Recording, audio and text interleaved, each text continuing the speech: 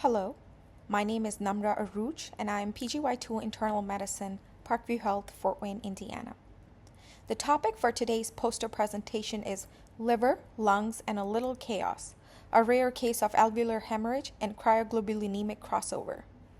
The authors of this poster are myself and John Falaco, DO. To start with the background of this case, diffuse alveolar hemorrhage represents an infrequent but serious complication of cryoglobulinemia. Current literature estimates the incidence of DAH in patients with cryoglobulinemia to be less than 1%.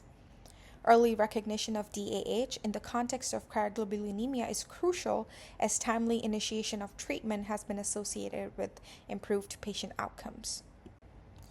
We present a case of a male in his 50s with past medical history including active hepatitis C infection, cryoglobulinemic vasculitis, and biopsy-confirmed focal progressive glomerulonephritis on a previous hospitalization. The patient presented with hemoptysis and was found to be in respiratory distress, necessitating oxygen supplementation via nasal cannula. Physical examination revealed bilateral rhonchi on auscultation and 1+ pitting edema by lateral lower extremities. Shortly after presentation to the emergency department, the patient became hemodynamically unstable with worsening hypoxemia, hypotension, and tachycardia, necessitating ICU transfer. In lieu of hemoptysis, following diagnostic evaluations were obtained. CT scan of his chest without contrast revealed extensive bilateral ground glass opacities.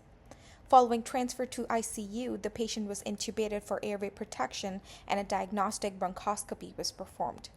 The bronchoscopy revealed gross bloody return, with microscopy showing RBCs and macrophages consistent with DAH. An autoimmune workup was also conducted given his history of hepatitis C infection and FPGN.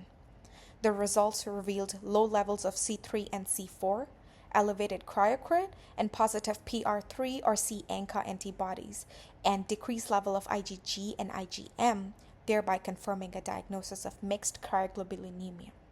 The observed hypogammaglobulinemia in this case was attributed to increased turnover and consumption of immunoglobulins, as opposed to more common presentation of hypergammaglobulinemia associated with mixed cryoglobulinemia. Here is a picture of patient's CT chest without contrast, and it is showing extensive bilateral ground glass airspace disease compatible with history of diffuse alveolar hemorrhage. Here is a picture of immunofluorescence testing on a renal biopsy sample that was performed on a previous hospitalization.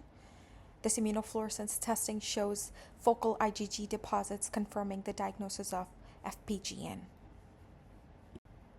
Once the diagnosis of mixed cryoglobulinemia was made, prompt treatment with initiation of plasmapheresis, rituximab, high-dose corticosteroids, and combination therapy for hepatitis C treatment with sofosbuvir, volpatasvir, and voxiloprevir was initiated. Despite ongoing treatment, patient continued to decline. Cyclophosphamide was added to his regimen along with continued plasmapheresis for 5 sessions. Patient ultimately required hemodialysis because of developing acute kidney injury and then extubated after 5 days of therapy.